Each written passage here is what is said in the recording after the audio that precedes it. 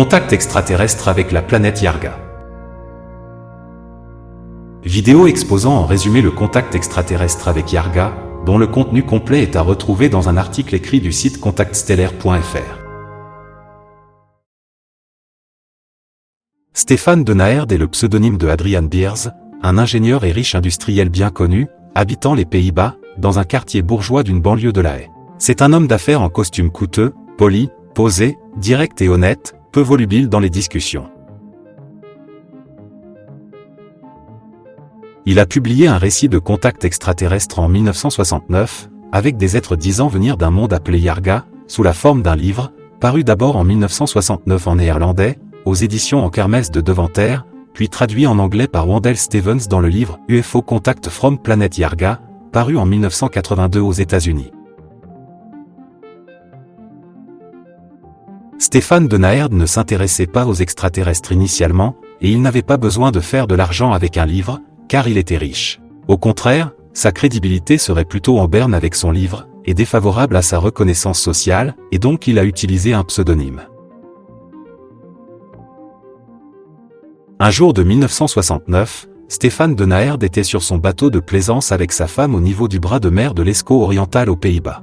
Alors qu'il était sur le retour en début de nuit, il a heurté avec son bateau un objet immergé dont le haut dépassait à peine de l'eau, qu'il a pris d'abord pour une sorte de récif dans le noir.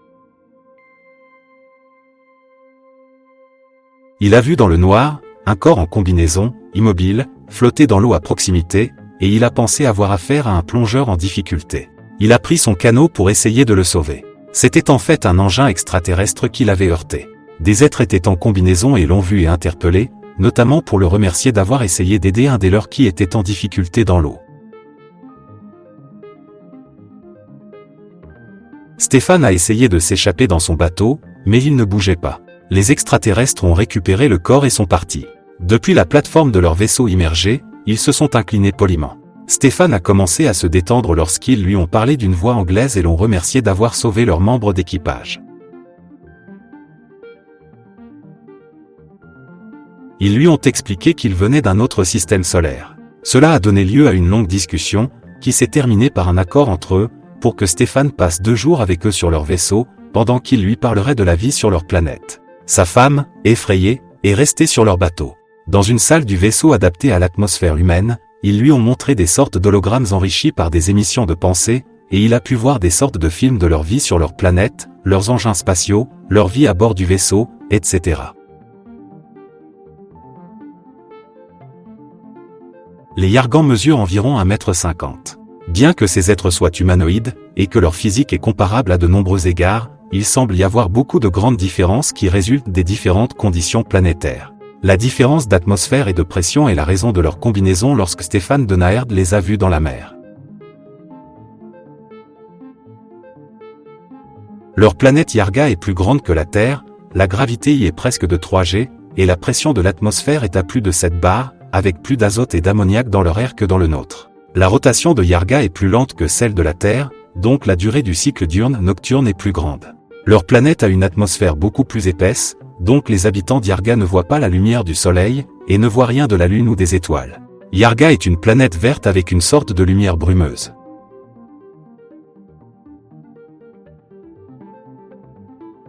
Leur population est 100 fois plus importante que celle de la Terre.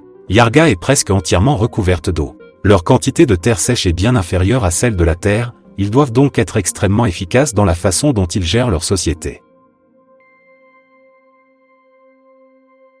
Leurs habitations sont des cylindres rotatifs de 300 mètres de diamètre et 135 mètres de haut comportant à leur périphérie, emboîtés et empilés des logements pour 10 000 personnes par cylindre. Chaque logement fait 2 étages de 400 mètres carrés chacun. Un jardin luxurieux est placé au centre du cylindre, et est commun aux 10 000 habitants, avec un espace d'exposition à la lumière solaire. Leur surface terrestre est quadrillée de ces cylindres, placés sur des parcelles entièrement cultivées tout autour, avec des machines automatiques de culture sur des rails.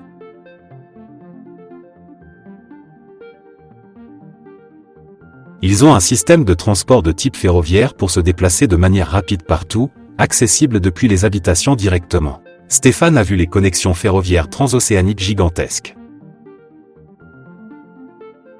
Ils n'ont pas non plus d'argent sur Yarga. Ils ont un type de système politique et économique entièrement différent basé sur l'égalité totale pour tous. Ils appellent ce système l'économie cosmique. Ce n'est pas comme le communisme ou le capitalisme. Leurs objectifs les plus élevés sont le service désintéressé, l'immortalité et l'intégration cosmique. Il n'y a pas de distinction de classe et les tâches sont partagées par tous. Les femmes sont les égales des hommes. Leur société est entièrement basée sur un type d'amour inconditionnel.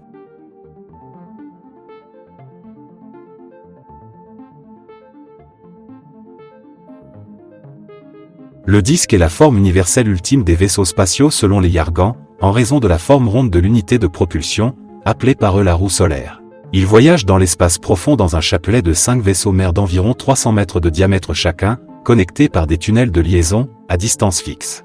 Leur propulsion est dite magnétique, une autre compréhension supérieure à la nôtre du magnétisme, qui inclut la gravité. Elle est lente et leur voyage dure 20 ans dans l'espace. Ils y amènent toute leur famille et font leur vie dans ces vaisseaux mères. Des engins de petite taille à antigravité permettent de descendre sur le sol des planètes depuis le vaisseau mère. C'est un de ces engins qui accueille Stéphane dans ce contact.